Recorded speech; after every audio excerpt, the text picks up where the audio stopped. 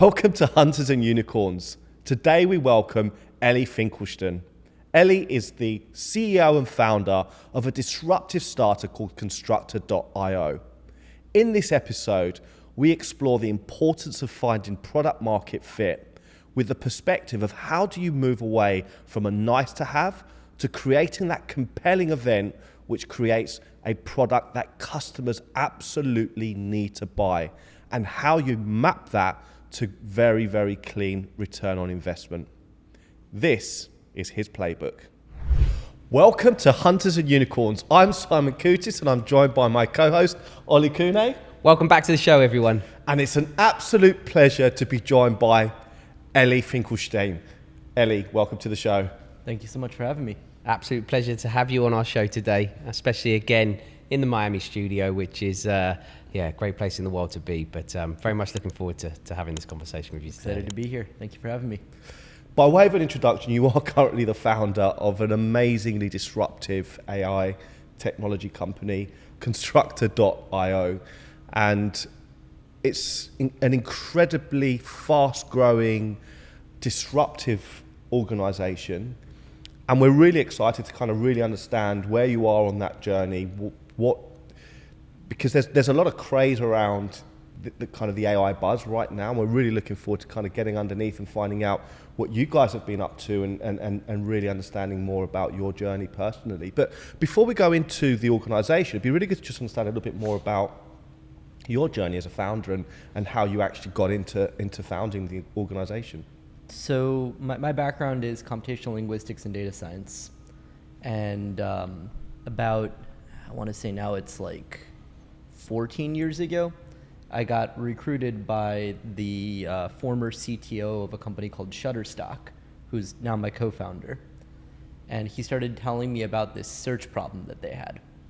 And I had been working in data science for a few years before that.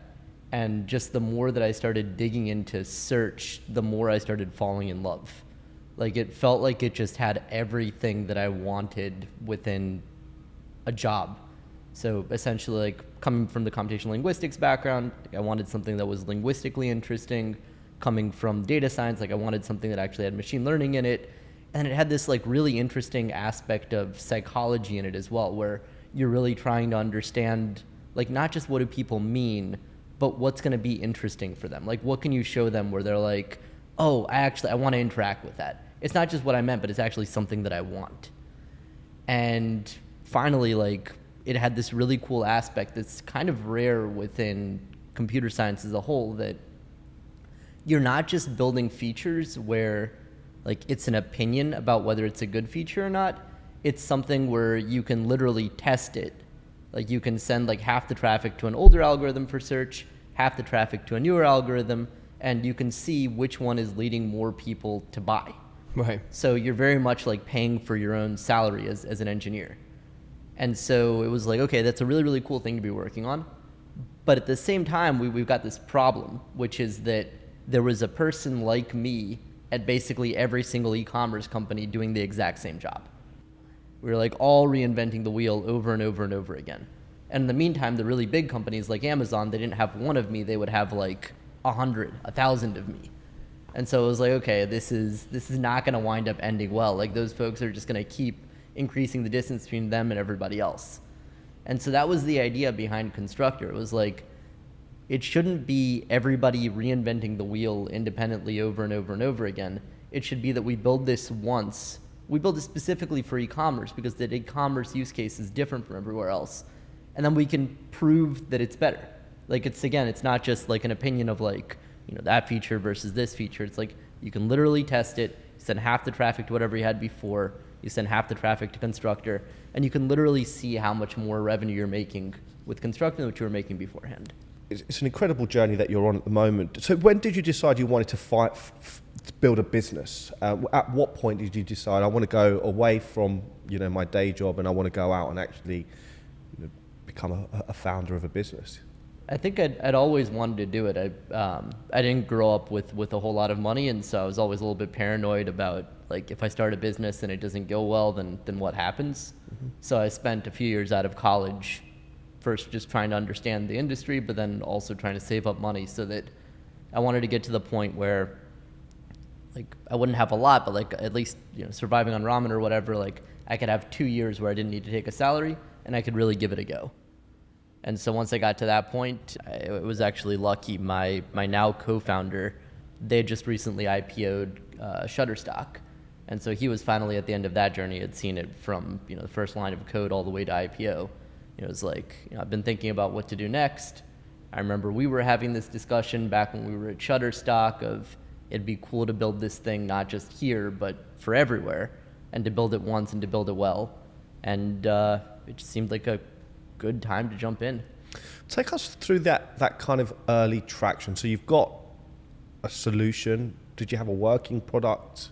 At what point did you start kind of testing that in different environments? Take us through those early stages of kind of building that business.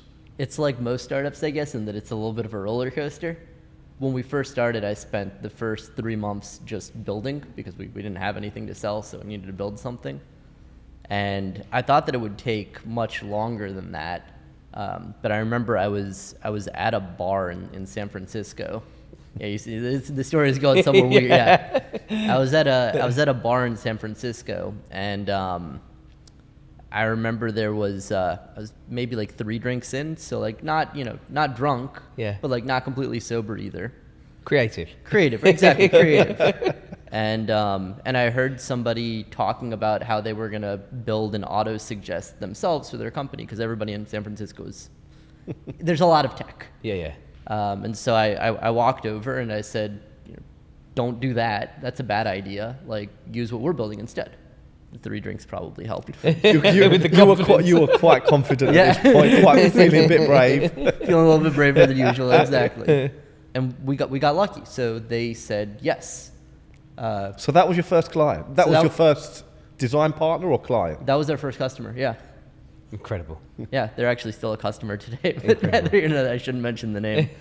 But the product at that point was like just on the cusp of like being something that you could just barely use. And so we wound up needing to found the company then and there, like in an official capacity, so that the customer could pay us. Yep. We weren't quite ready for anything yet, but we were lucky that we got to build it together with them at that point. And that was when it felt like, okay, this thing is really starting to work. Yeah. So obviously when you're thinking about this problem, how were you thinking about the intentionality of finding kind of product market fit and going out to kind of customers and testing it? Were you aware that this is a huge problem already and we're solving a big problem, or was it something that you're kind of figuring out, you had a hunch and you thought, okay, we're just going to go and see if we can solve this? So I knew that it was a big problem from the days at Shutterstock, and then I had been doing some consulting after that for other e-commerce companies. And there's this thing that kept happening where, like, as a search engineer, the things that you're told to care about by the people around you, who are other people within search, it's things like how fast do the results come back, or how relevant do the results look. And we've got like all sorts of measurement for this stuff, like these esoteric metrics that nobody on this podcast will have ever heard of, and that's probably fine. Things like NDCG or precision over K. And at the end of the day, like if you're in e-commerce, like you talk to the business side of the company, like they're not going to care about NDCG. Like what they care about is, is the search helping people find products that then they want to buy, which is the only reason that the business survives, right? Like if people find things that they want to buy, you have a business. If they don't find things that they want to buy, even if your NDCG is fantastic and all of these esoteric metrics are great, like it doesn't matter, your business fails. And so the idea was, let's, instead of solving for these esoteric metrics that engineers are excited about, let's solve for the metrics that the business really cares about. And if we focus just on e-commerce, those sets of metrics are going to be basically the same across businesses. Like you care about revenue, you care about conversions, you care about profit.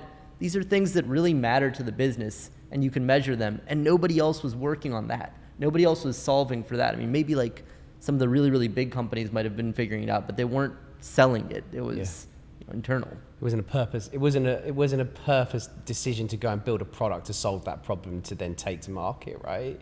Exactly. So, for you, when was the aha moment of, do you know what, we're really solving a problem? You know, or when was the aha moment of realizing of how much value your product could bring to a customer?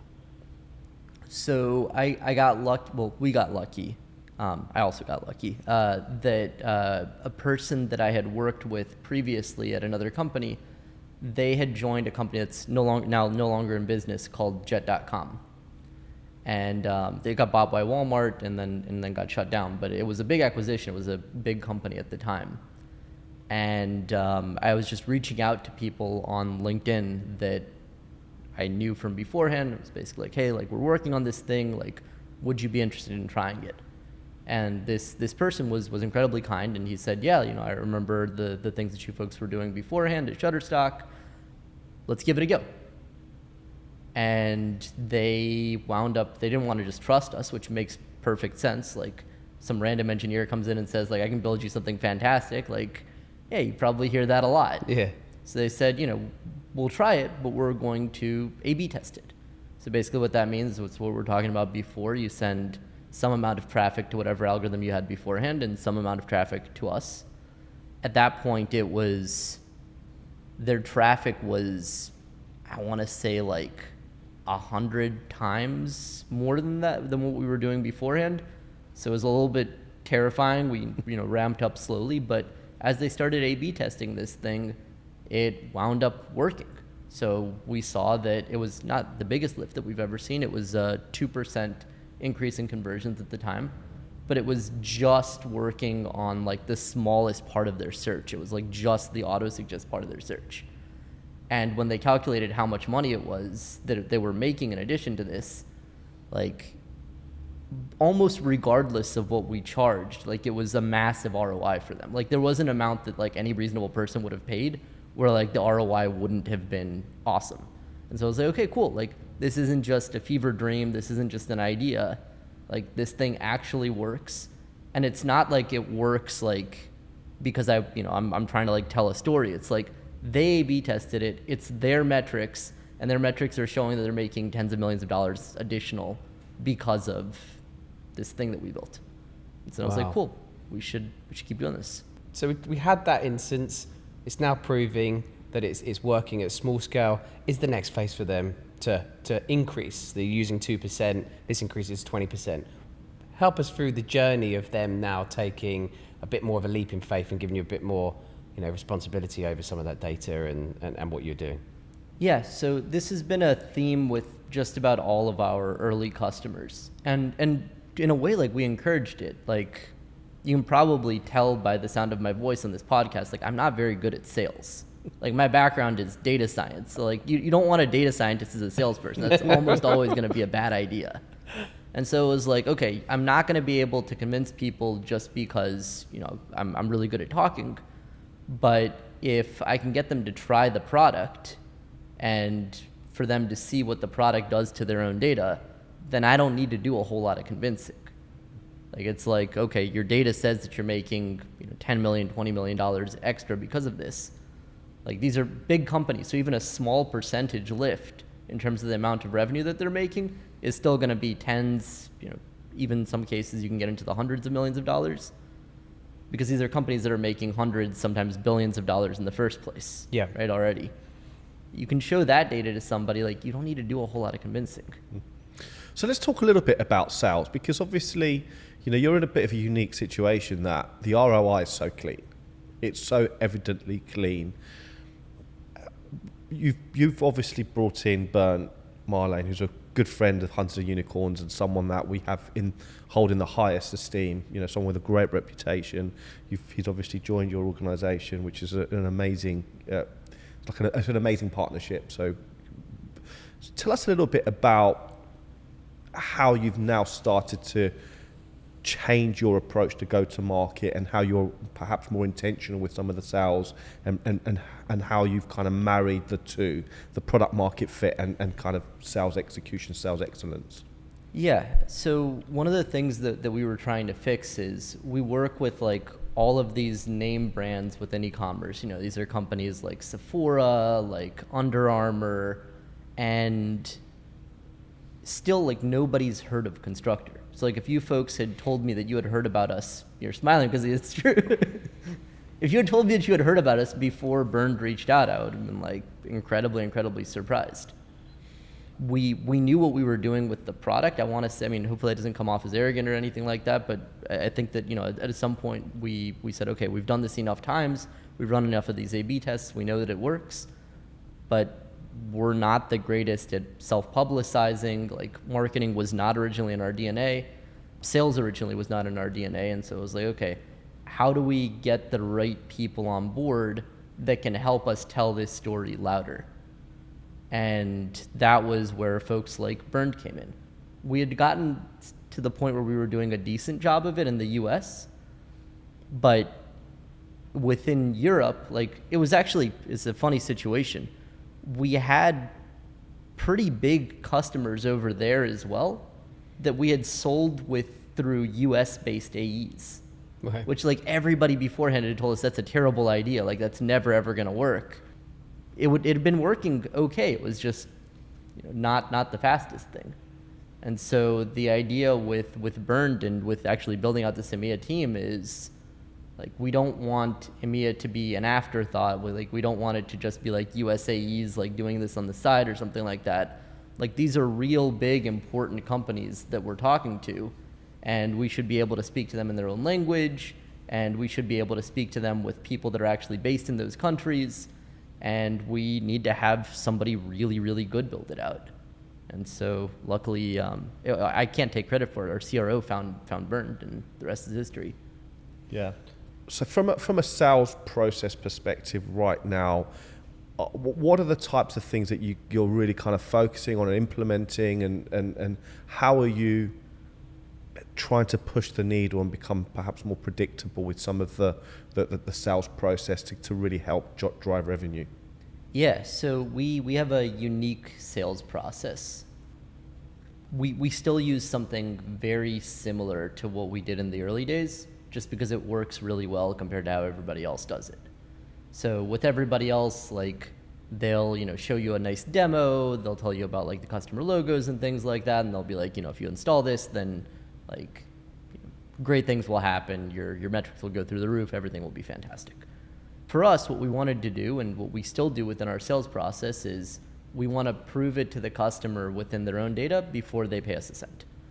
So it's not like you should trust us because we're really good at sales or something like that. It's that we have this process. Basically what it is you install 2 lines of JavaScript on your site. It's collecting anonymized clickstream data, so what people are clicking on, what they're adding to cart, what they're purchasing, et cetera, et cetera. And it uses that to figure out, where does your current search, where does your current product discovery as a whole, where is it falling down? So where are people clearly looking for something and then not finding the thing that they're looking for? And if they are finding the thing that they're looking for, then maybe it's like, you know, 5-10% of people, and they're going into like page like 9 or something like that to find it. Like, these are these like places where if you show somebody that, they're like, oh yeah, that shouldn't be happening. You know, I remember there was one example where there was somebody that was using one of our competitors, and they sold shoes, and there was this search. I'm not the best at pop culture, but it was for this type of shoe called an Air Force One, if I'm remembering right. That's the type of shoe, right? Oh, you got them. Okay, right here. Yeah. All right, perfect. Pair of these. All right, yeah, that's right there. Perfect. Okay. I should have known, yeah, what they look like. Anyways, so they were searching for it. It was one of the top searches on the website, but some people were spelling it, instead of Air Force One's O-N-E-S, yeah. It was with the number 1 and Yeah. then an S. And so what they were getting at that point, because I guess the products weren't labeled with the number 1, they were labeled with the word, is they got a bunch of crap, basically. Yeah. And so almost no conversions there. The only conversions that were happening were from a small number of people that were reformulating their search. They were realizing, okay, this website definitely has Air Force Ones. Let me try it with ONES. Yeah. And so of all of these people that were searching for it, it was like I think something like 10% of people wound up reformulating and having a good experience, but the other 90%, like they were just leaving. Yeah. And so you show that to somebody within their own data. You're like, look at this. Like, Yeah. these are all of this. It was their number 3 search at the time or something like that, if I remember right. And so it's like all of these people want to buy this product that you have. You're giving them results that imply you don't have this product. But for the people who do figure it out, like they are buying it. So like if you just fix this for the people who you're giving a bad experience to, who were not willing to reformulate, like how much more money would you be making? Yeah. And how many more shoppers would you be making happy? So we wanted to do that as the sales process. We wanted to keep doing that as a sales process, that we would show people things like this within their own data. They could verify it within their own data. They don't have to believe a word that we say. Yeah. And then if they're like, okay, cool, actually, you know, if you build a business case on top of all of these things, you stack them all together, all of these opportunities, you wind up seeing that this thing could make you in the millions of dollars. Yeah. And if that's valuable to you, then we would appreciate working with you. And if it's not, then, you know, thank you for your time. So is that looking at or the sales motion there? Is that more of a PLG-led motion as such, or No. We've never done PLG. Right. Would that be a consideration? I don't know that it makes a ton of sense for us, because it requires really talking people through what they're seeing. Okay.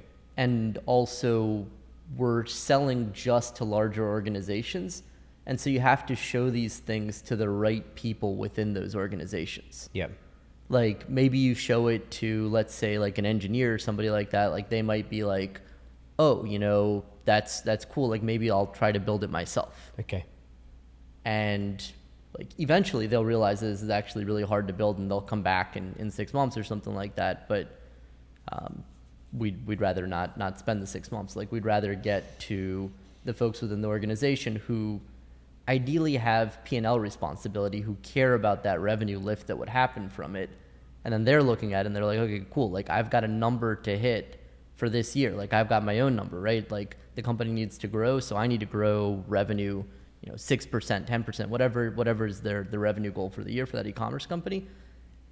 If we can show them that we can solve a big chunk of that for them, and again, you don't have to believe us, but like we can prove it to you within your own data, like that's a very, very exciting message for that person. Yeah. How quickly can you get to that stage of being able to do a test? So I'll put it this way.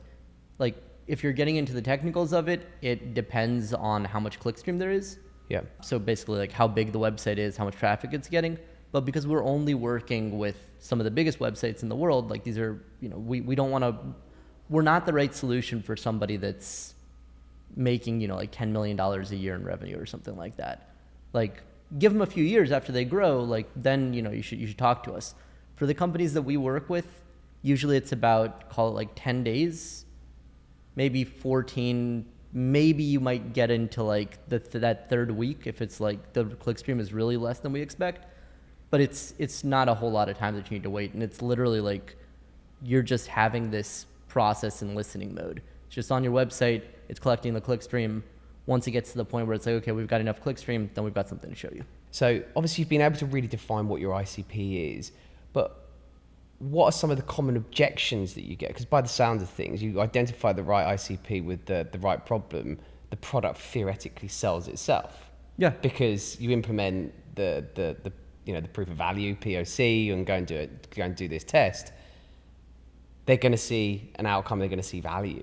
What are some of the objections that you face? Which, you know, we've got a couple of things that are unique about us, but that I think later on, as it started to work and competitors saw that, like, okay, you know, we're losing deals to these folks, they started to try to mimic. And so I'll give you an example. Like when we first started, saying that you were focusing on increasing revenue instead of using one of these things like, oh yeah, we're the fastest.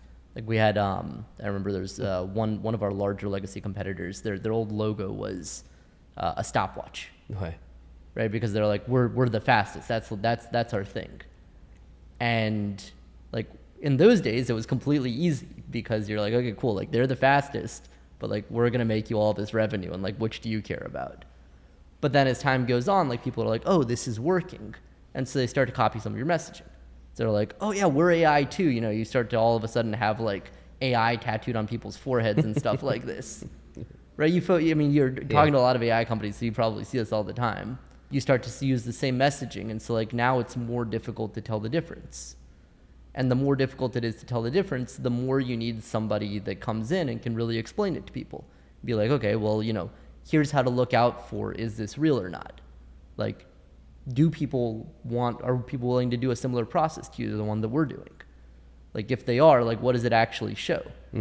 Because people have been promised, like, hey, we're going to make you a bunch of additional revenue by everybody under the sun. And I completely, like, appreciate and understand it from the customer's perspective that somebody comes in and tells you, I'm just going to lift your revenue. Like, I don't believe that. Yeah. Like, why would I believe that? Yeah. So you really need somebody to come in and guide them on how to validate this. Like, how do you really prove it to yourself? Let them ask all of the hard questions. Like, you explain everything, every single part of it, before they ever pay you a dime. You make sure that they understand that, like, there's no way that we could have faked this. But also you should be asking everybody else to do the same thing, because everybody wants to look like they're doing this, even if they were built for something else. And so that's where the sales job comes in. So what have you had to change then? How have you adapted as a business to become more efficient and effective in that regard? Yeah, so a lot of it is giving salespeople more tools, more product. So like over time, the more conversations that we have with customers, the more reasonable doubts come up. So like one of my favorite things in the world is I love talking to customers, especially and this is going to sound weird, but especially when people are unhappy about something. Because that's an opportunity to improve something within our process.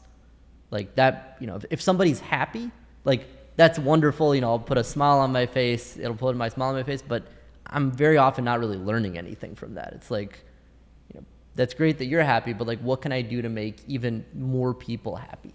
And so through that process, it's been like, okay, well, you know, the proof schedule is this process that we have where we install that beacon that I was telling you about.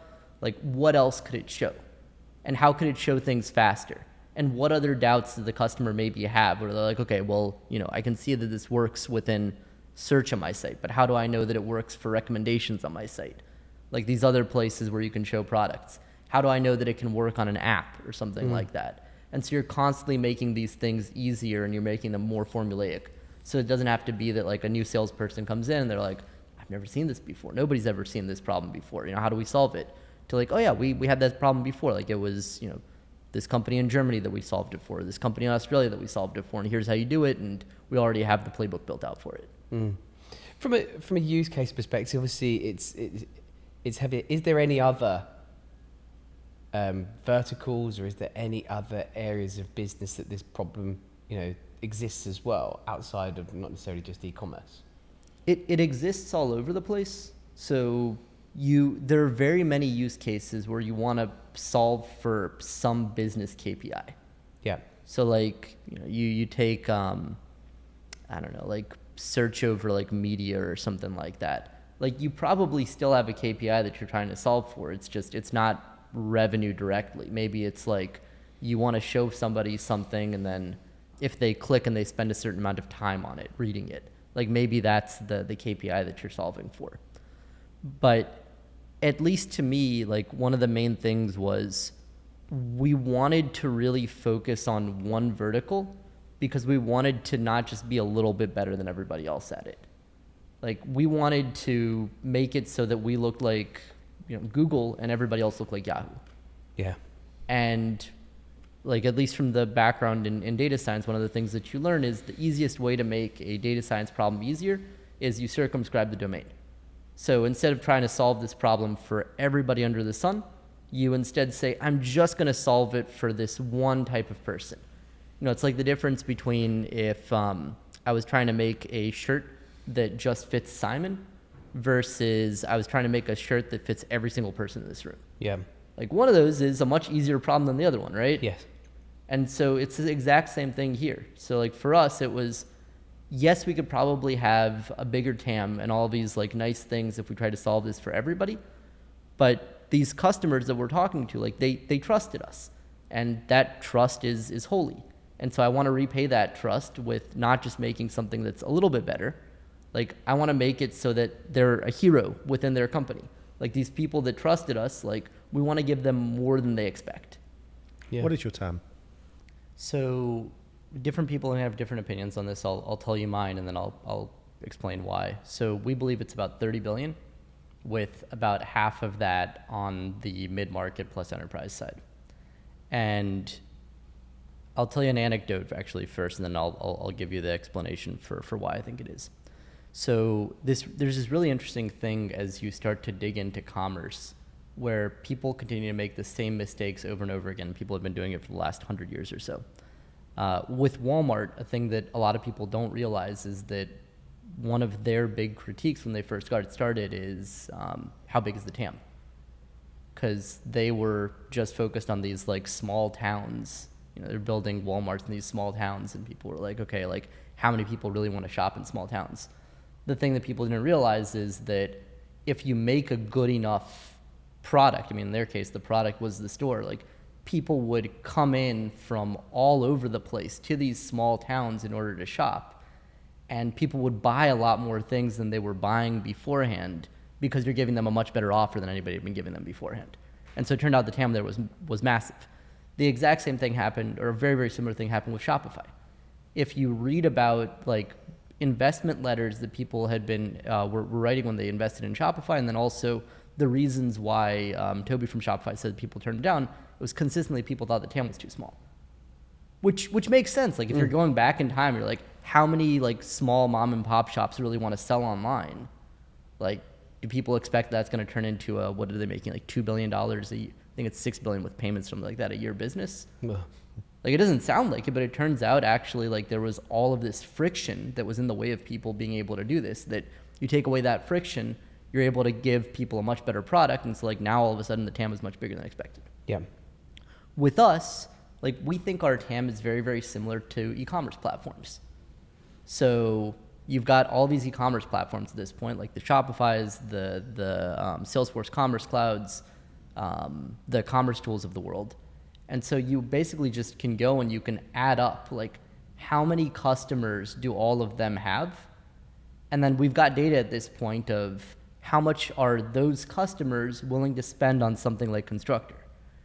And the really nice attribute that Constructor has compared to all of those other companies is you can measure the value.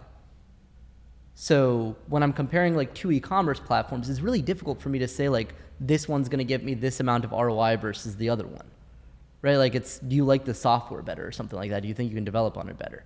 But for us, like we can really come in and be like, look, this is the amount of extra revenue you can get. And if you could pay us more and we could hire more engineers and make this thing even better, then we can get you even more of that revenue.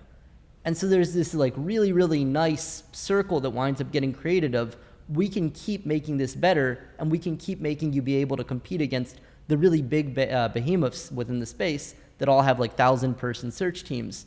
Like we can give you something that is going to be not just as good as that, but eventually better than that. Like that just creates more and more TAM because it creates more and more value for the customer. I think the thing that people just really, really often miss, one of the biggest pieces of advice that I got, it's that success isn't something that you're striving for directly. Success is a symptom of creating value for your customers. So if we can just keep creating value for our customers, that keeps increasing the TAM and everybody wins. You came into this conversation saying that, you know, you're not a salesperson, or, you know, you're more around product. What have you learned through, you know, the likes of Bernd and your CRO about sales, and what were the kind of misconceptions around what sales was prior to that? I had so many. Like coming into this, I'm embarrassed about it now. I just didn't know any better. But like my idea of sales was, you know, the used car salesman or something like that. Yeah. Like I didn't know any better. It's very, very embarrassing to say that.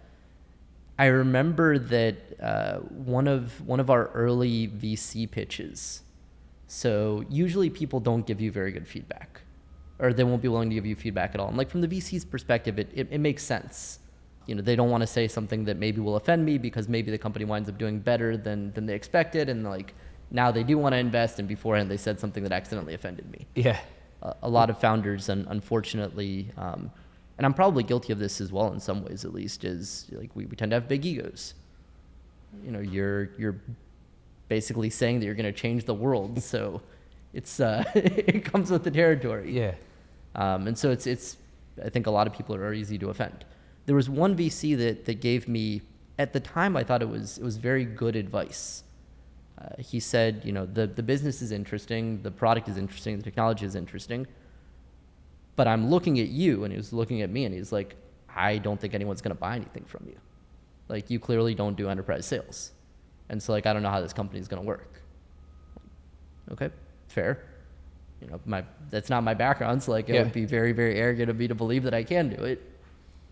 So I went back, and we were trying to hire a sales team at the time, and, like, I was trying to, you know, I'll talk to customers, but I'm trying to stay away from prospects. So I'm like, I'm probably not the guy that's going to do a very good job of it. The thing that I learned that was surprising, but now seems, I don't know, much more intuitive, is like people a lot of the time they don't want to buy from somebody with an ill-fitting suit that doesn't know about the product. Like ideally they would buy from somebody that actually knows the product really, really well. Like I won't be able to negotiate the best price or something like that. Like I won't be able to do, you know, build like the best relationships, things like that. But like if I can just do what I like to do, which is understand the customer, like really, really, really understand the customer, really understand the problem that they're solving, and then see like, does what we built solve that problem? Like we're almost like collaborating on it together. Like that's a really beautiful version of sales to me. And then like as I'm starting to talk to like our CRO and folks like that, he's like, that's what I do too. Yeah. Like that's what good salespeople do, you know? Like they're not the people in the ill-fitting suit. Like good salespeople are trying to build a real relationship. Like they're not just trying to like shove a product down a customer's throat that they don't need. Like they want to do something where you're going to buy this product now, but you're going to use it for the next 5-10 years. And so this has been like one of the really nice things about Constructor at this point is our GRR, our gross revenue retention, is basically like a measure you folks already know of how many of our customers stay from year to year. Yeah. So 3 years ago, it was 98%. 2 years ago, it was 100%.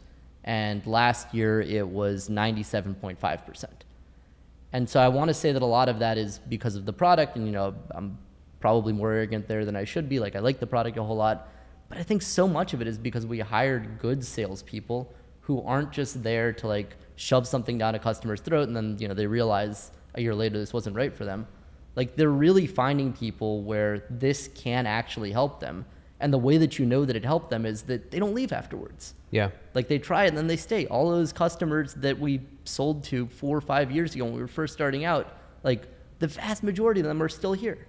It's really significant. So what's the future then? So you're on this trajectory now. You're 50 million in Series A, is it? Or 55 million 55 Series million? A. Yeah, back in 2021, we raised a $55 million Series A. Nice. And so what is the trajectory? What does the next 3 to 5 years look like for you? And what is the growth plan ahead of yourself? Yeah, so because of the way the business was built, it's also a little bit odd. So we were profitable for a very long time, and we're still borderline profitable. The reason we did that is in the very early days, because of folks like that VC that I had mentioned, it was very difficult for me to raise. Not a whole lot of people wanted to invest in this thing. So prior to that Series A, like we didn't raise very much money at all. And we spent the first 4 years of the company just building for the most part. Like we had like a side product that we had a little bit of sales, but for the most part, we were just building. And we were needing to be borderline profitable while that was happening so we wouldn't run out of money. What we had learned from that experience is this actually was building pretty good habits. Like it was nice to not be in debt. It was nice to not need to always be looking for like, when's that next VC round coming? And so even after we fundraised, Like we let early employees and early investors and folks like that cash out a little bit. So like that 55 million was not mostly primary. And we didn't want to have a whole ton of money that we were raising because we felt like it would continue these good habits that we had already learned and that we wanted to continue of, like, we can grow pretty quickly, pretty stably, but also do it, we're in this place where we're basically profitable and we always have this eye to profitability, so that when the vagaries of the VC market hit, which we had been through beforehand already, like people might not get excited about like the e-commerce space for a bit, or you might have what happened in like 2022, 2023, where like everything is bad. You know, and like when that happens, because of these good habits that we've built, we want it to be the case that like everybody else is struggling and they're floundering and they're trying to figure out where they're going to get the next round of funding from. Like we're like, this is normal. Like we know how to do this profitably. So like this is our time to grow. So you've grown out in Europe. How big is your team in Europe? What is your sort of, you know, the size of the organization? What is the plan and what is the plan for growth around that side of things and your go-to-market side? So Europe is one of our biggest growth markets at this point, and we really wanted to have some focus. And so that's why we hired folks like Bernd that you were mentioning, who's our VP of sales out in EMEA. At this point, that market, like as much as the US has not heard of it, like has not heard of us, the European market like really hasn't heard of us. So they're stuck with these, in a lot of cases, it's like very, very large deals with some of our competitors who basically came in there unopposed. Right? Like there wasn't much of a choice. It was like, you know, you buy something that's venture funded, or you buy like a local regional player that nobody's ever heard of and that's not very good. And that just seemed like a really exciting opportunity for us, where it's like these companies still don't know what's possible within product discovery. Like they're still thinking of product discovery, of search, as a nice to have feature that's going to make your results come back faster or make them look more relevant. And they haven't been told yet that actually this can be looked at as a profit center. Like actually that's the way that you should be measuring it. Like put a number on us that you actually care about, like make us solve for revenue. And so now that we're starting to be able to tell that message within Europe, it's actually been really exciting. So we've got quite a few customers at this point within the UK, quite a few within Benelux, quite a few within Germany. So it also makes it easier for new salespeople that are coming on, because, you know, in the very, very early days, people would be like, oh, but, you know, you can do this in English, but can you handle German? Yeah. And so like beforehand, we would have needed to be like, you should take my word for it, you know, like, yes, we can. Now, like we've got these really cool examples. Like one of my favorite ones is there's a company that we work with called Maxeta. And they're based out of the Netherlands, and it's a large. They've got a few DIY brands underneath them. It's, I think, the largest or the second largest DIY retailer within Benelux. Okay. And they had previously been on a platform that was written by Dutch engineers, so people who actually speak Dutch. And people were searching for it in Dutch because this is, you know, the Netherlands, so it makes sense. Nobody at Constructor spoke Dutch. And these people were kind enough to try it out. I guess they believed, you know, the theory at least. And then they A/B tested it. And what they saw was, they cared about top of funnel metrics. So it was add to carts. They saw a 4% increase in add to carts compared to what they were doing beforehand, that was actually made for the Dutch language. Whereas we were coming in with this clickstream approach, being like, no, what you should really be looking at is not relevance, it's learning what people actually want to buy via the signals that they're sending to you via their clickstream. And so like now we've got this great story, and so someone's like, okay, like, can this work in Dutch? It's like, yes, and you don't have to know that because you believe me. Like you can literally look at this, I think we've got a case study with them, you know, where they actually tried it and they saw that, yes, this thing works. And so that makes it, I think, easier to break into this new market, and also just makes the opportunity more exciting for me. What's the potential of the organization? How far can you go and how quickly? That's a hard question. Yeah, I'm pretty ambitious personally. So Like, I remember we had this goal. Well, I had this goal when we were first starting of, I thought it would be incredibly cool to be able to basically assume that, if I'm walking down the street and I'm seeing like a bunch of people, regardless of the country, a bunch of people like walking by me, like, of course they've got no idea who I am. But I've got a pretty good idea they've probably used something that we built. Like, they've probably used that on one of the e-commerce companies that they've shopped at. And that was a very, very cool idea to me. I think we're probably there, if not close to there at this point. But now it's like, you still have all of these companies that they're still living within the old world of search. They're still judging it in this old way of the results look relevant. And I just think it would be so cool to be able to make that a thing of the past. Like, to be able to make that be like a thing that people joke around about, that like my parents did or something like that. Like, it's almost like what cloud did, right? Yeah. Where like beforehand you had like sysadmins and people like that were managing their own servers, and like now, like, why would you possibly do that? Like, of course you go to the cloud. Like, it should be the same thing within product discovery, where beforehand people were focused on these vanity metrics like speed and relevance. And now it's like, well, of course this thing should be solving my business problems. Like, of course it's a profit center. That's the way that you should be judging it. And if we could do that, I just think that would be incredibly cool. Yeah. I think, from our perspective, when we're talking to some of the most elite sellers from a recruitment perspective, the questions are, there's lots of the common ones, but the biggest one that we have is what ROI, what's the ROI on this? What business problem is this organization solving?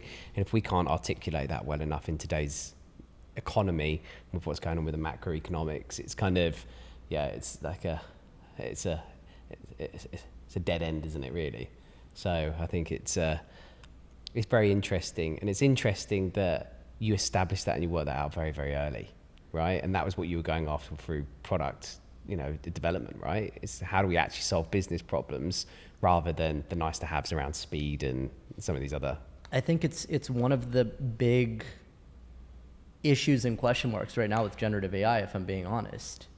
Like, I'm very excited about that stuff. We use a whole bunch of it at Constructor, but I'm also like, I'm seeing all these use cases with it that look cool, but don't necessarily solve a business problem. No.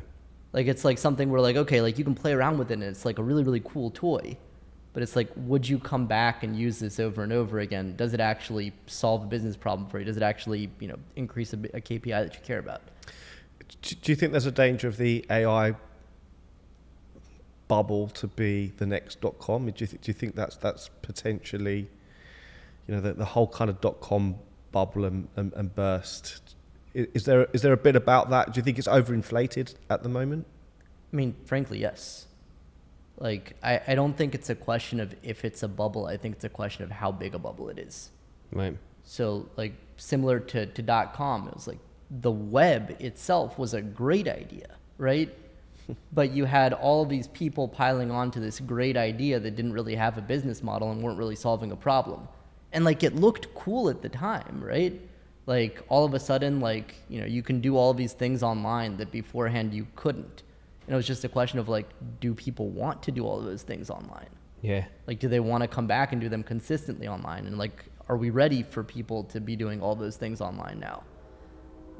I think with generative AI, it's a similar thing. Like, it's clear that this is valuable. It's clear that you can do a whole lot of cool things with it. But because of that, there's also like this, I guess, like side of people that are getting into the industry that are doing things that look cool that don't actually solve a business purpose, and other people that are like, oh, like this actually looks cool, let me try it. And so some of those are going to go away. Yeah. So when we talk about product market fit, and I think it's very relevant to the AI industry, it's all around the compelling event. That's the compelling event which drives a customer to buy. As you said, the difference between a nice to have and a need to have, and how can you establish that? What do you think are some of the kind of the key challenges within many of those AI companies finding that compelling event that actually drives that buying behavior? I think it comes back to really understanding the customer, which, like, if I'm being honest, I think a lot of people like me don't don't enjoy that problem as much as they should.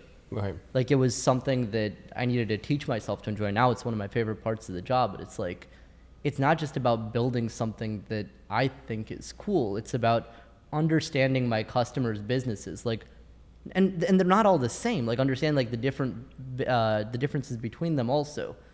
Like, really, really, really well. Because the more that we can understand our customers' businesses, the more we can figure out, like, is what you're telling them about something that looks cool? And maybe with good salespeople, you can get them to try it, but like a year from now, they're going to figure out like this was not. I remember there was, for a little while, there were companies that came out around image search.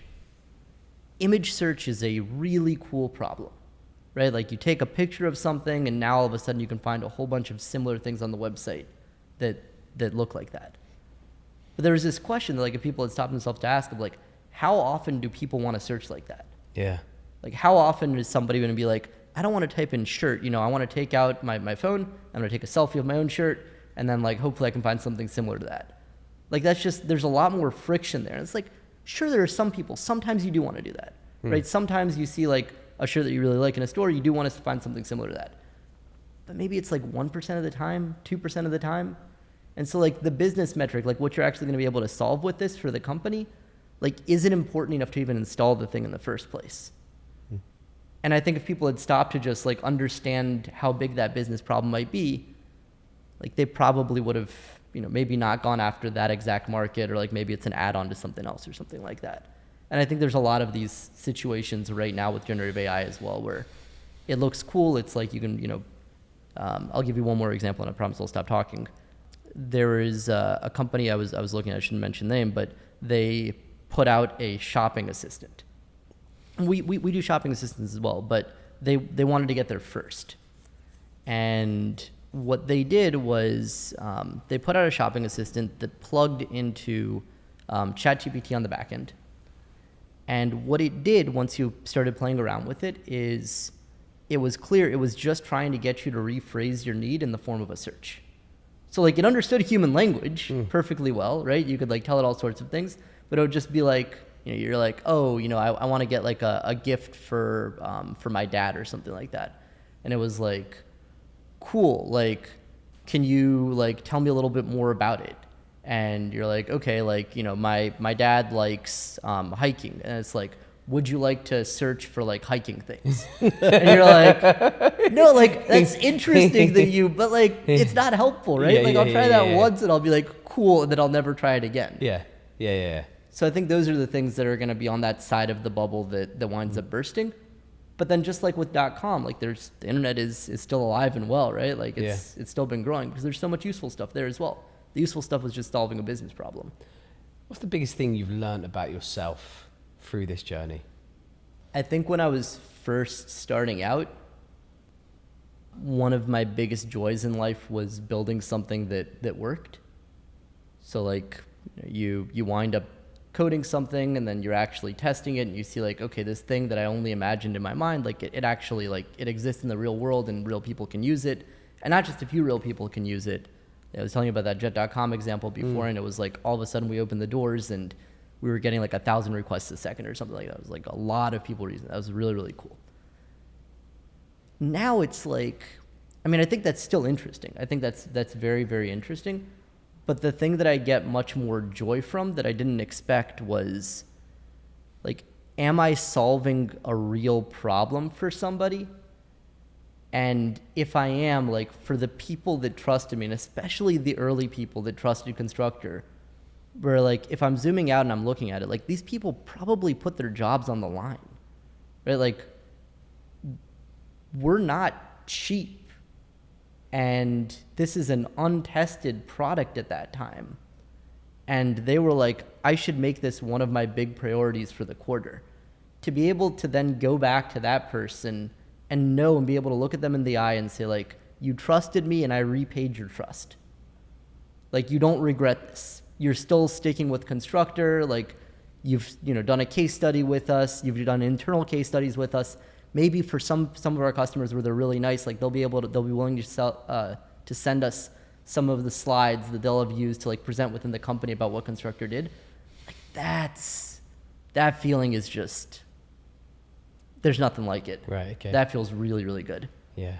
I think that's a really interesting point, and probably an interesting point to actually reflect on, might I say. Yeah, absolutely. And this is the point when we will kind of reflect on what we have spoken about today. And it's such an incredible journey that you've been on. Obviously, you're someone that's incredibly passionate about the problem that you're solving. The fact that you obviously come from that domain and you were able to kind of experience not necessarily the pain, but the gap firsthand and the potential impact. And I think what's been transformational is that where a lot of the industry has focused on some of the vanity metrics, the big takeaway here is the fact that you've been able to align your solution to business value. And that whole ROI is the reason why having the right solution, but actually marrying up to the right problem with the right message is completely transformational to the trajectory of your organization and the reason why you're having the significant impact that you are.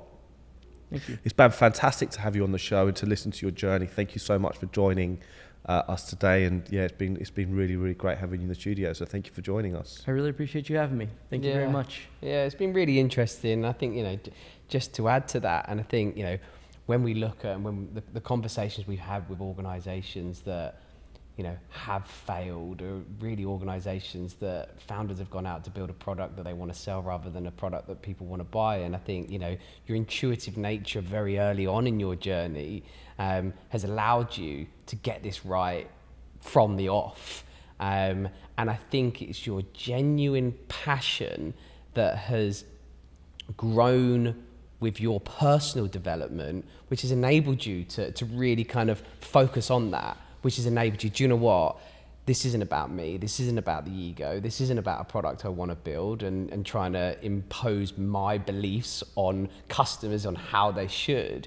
You've found a passion which is solving business problem, right? And that is really what is serving purpose and really, in my opinion, what I've learned from this and why your business is, destined for huge success. So, congratulations to you. And it's just absolutely amazing to sit down and talk to somebody that is solving those business problems. So, really appreciate your time. I'm going to be smiling from ear to ear for the rest of the day. Thank you so much. I really appreciate it. But it's genuine, right? And it's a genuine, and everything about this interview has come across in that way. And, sometimes it's, going through this process of discovery around somebody's journey to really understand why it is and how you've got to where you've got to. And as I said, it's alarmingly a problem in today's market when it comes to product development and product development in the wrong way. So congratulations and kudos to you. And we very much wish you the very best of success in your journey.